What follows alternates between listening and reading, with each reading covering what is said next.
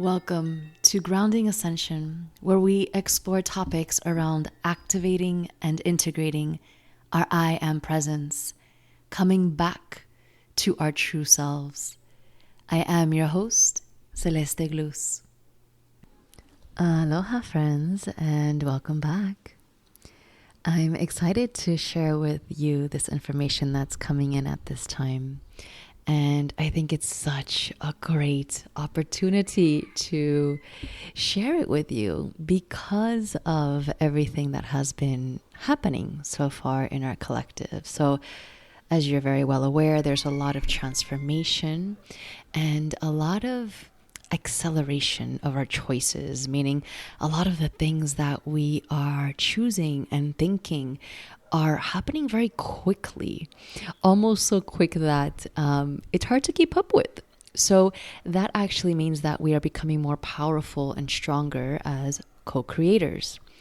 Anyway, coming back to the point of this podcast, I want to share with you what has been coming in strongly for me, which is the connection between the Divine Feminine, Lemuria, and the co-creation or the creation of this new earth or the new realities or basically your life right now. So just making it very clear that the whole notion of new earth and new realities, it's all happening now and you're already living it. It's literally the difference between a decision, a frequency, and an intention.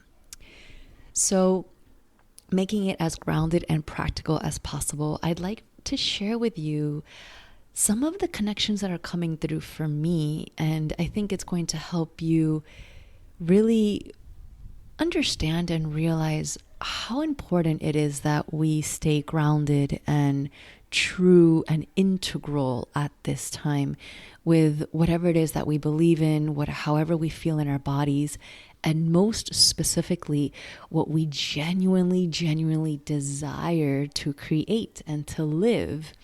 So if you missed the free webinar on finding out your true desire and pleasure, go ahead and check that out. It's a great starting point to get clear and integral about what is behind your intentions, behind your desires. So when we talk about creating the new earth or the new realities or your life, it's very important because of the time that we are living in that we consider what's actually driving us.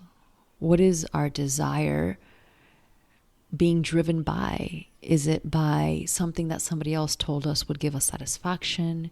Is it driven by an old belief system that we inherited? Is it driven by something that we've heard in the news or on YouTube, right? Social media. These are huge points of reflection for us because when we are driven by external forces that are not aligned and integral to our soul, those things that we create will actually not give us true satisfaction and pleasure. And this is why so many of us are walking around feeling very disconnected, and we can quote unquote manifest things. But when we do, we don't end up feeling as fulfilled and full, right? As we expected it or as somebody else told us.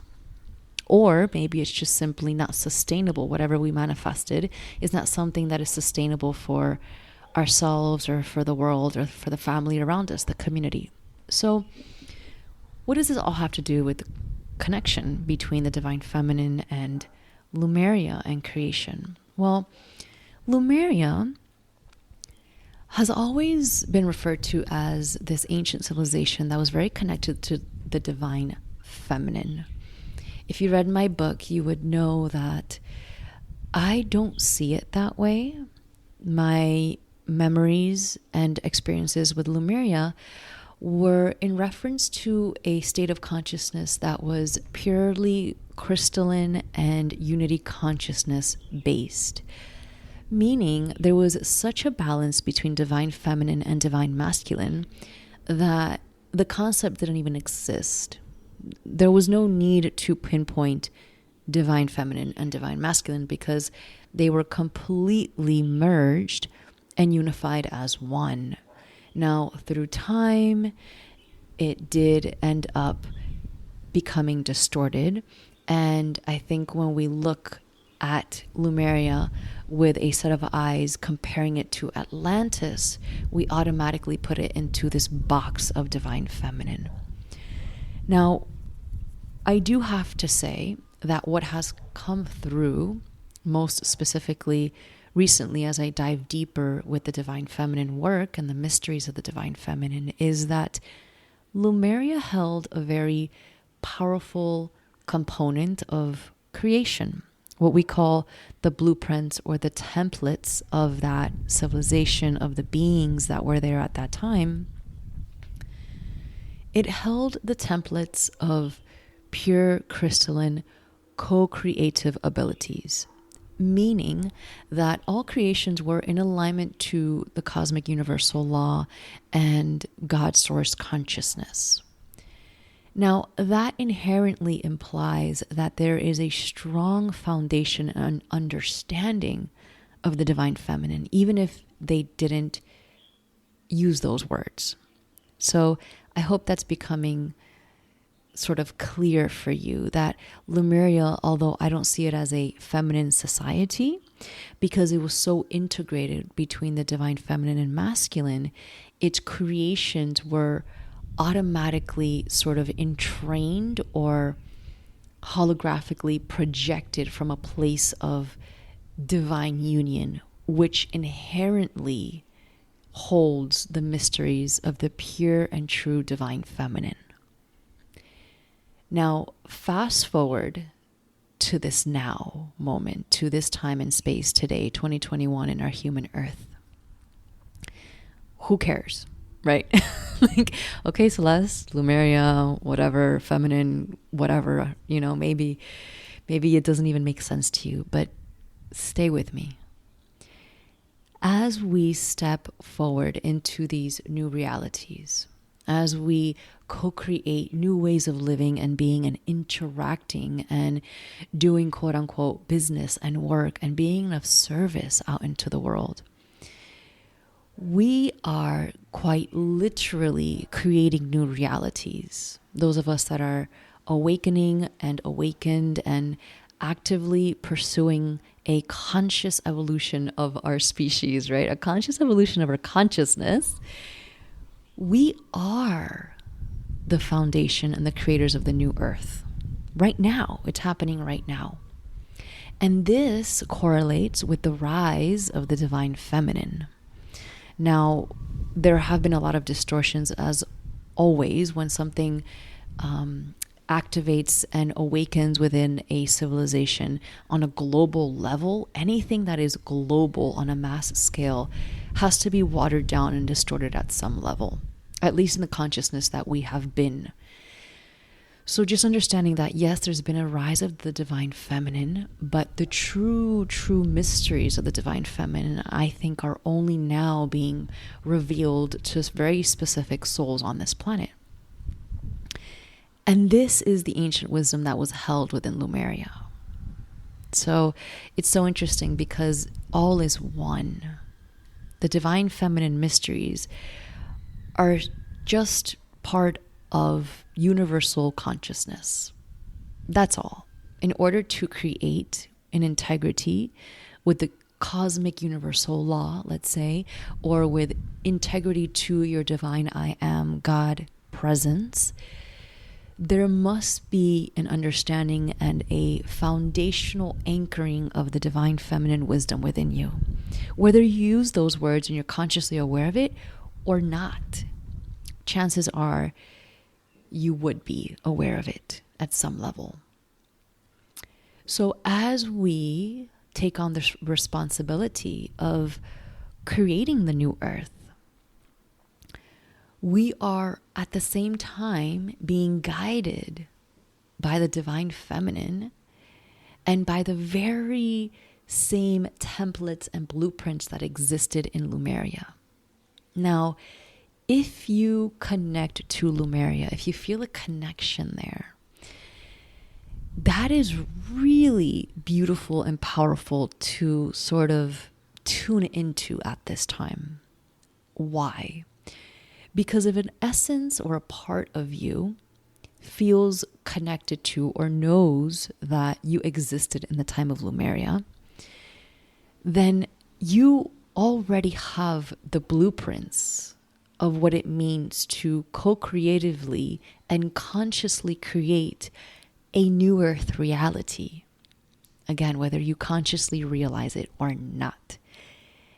And that is huge. And not only is it huge, it is probably one of the most important things that we need at this time as a collective. So you don't even have to think about it. You don't even have to try and recover it and sort of go into this meditative state of like, let me uncover the definition of the divine feminine. Like, none of that. Don't get toggled up and entangled in any of that mumbo jumbo, right? Just know that it's already within your quantum beingness to be able to create the new earth, which is happening now. So a big part of this is just simply sort of dissolving all of the belief systems that are around you and coming back to your truth, coming back to your womb, and coming back to your true desires and true pleasures. Now, this brings me into the next part of this conversation, which is actually anchoring into your divine feminine. And not only anchoring in, but uncovering and allowing that divine feminine wisdom to blossom and move through you and guide you in the creation of the new earth. So whether you feel connected to Lemuria or not, this is a really powerful time to start tuning in to your desires and start to tune in to what it means to create a new reality that is aligned to something more important and greater than who you believe yourself to be, right? We're stepping out of this ego personification and we're saying, what can I create that is going to be in the highest service of the people around me? How can I best be of service to bring in the most light and the most support at this time? That's New Earth consciousness. That is the foundations of the consciousness of Lemuria. How can we constantly create so that we can explore and experiment for the advancement of our conscious evolution? And within that lies the essence and the mysteries of the divine feminine. I find this to be like mind-blowing and it fascinates me. And I hope that it's maybe clicking or connecting some things within you. And so coming back to anchoring into the divine feminine at this time, if you've heard one of my recent podcasts about what is happening with the connection and the sort of relationship between a woman and her cycle, between a woman and pregnancies, there really hasn't been a more important time than now for women to, and you've already heard this from me likely, to really reclaim that connection, whatever that looks like and means to you. And not only that, but also, the men are also involved here because they are needed just as much as the women. So we just need to understand that the mysteries of the divine feminine, whether you're in a man's body, woman's body, or anything in between, it's really this essence that's going to be the foundation of these new earth realities. And if we have no connection as women to our wombs, to our cycles, to the rhythm of nature, to the intelligence of life that lives within our bodies, it's going to be really hard to create a reality or a new earth that is based on an organic sense of satisfaction, because we're talking about a quantum creation here. We're talking about our bodies quite literally being the projection field from which the reality we live in stems from. So if we're not taking care of our bodies, if we're not honoring them as temples, if we're making decisions that are hurting our DNA more than helping us, then it's going to be really hard to tap into and activate that divine feminine essence and mystery within our womb. So I hope that this is making sense for you without me having to put in any kind of judgment or political connotation about anything that's happening at this time, but just really understanding that there is a complete correlation. And I'm really excited about this, because it's like, finally my work is just making sense to me, at least, that the divine feminine and Lemuria and the new earth and this creation of this new life that we're all living and experiencing together, it's all one. And the more, most specifically, women that awaken and men that support this and also awaken for themselves, the more we can be the foundation for these new realities. But we have to be able to tap into the divine feminine within us, to the mysteries, to the wisdom, to the knowledge that's been held so deeply and been so hidden in our reality. It's really, really important, because it's our wombs, it's our cycles, it's the process of cyclical living, and it's the process of creation, right? The process of birthing a child, like that. In essence, the process of birthing, period, anything you choose to birth, that process in itself is extremely sacred.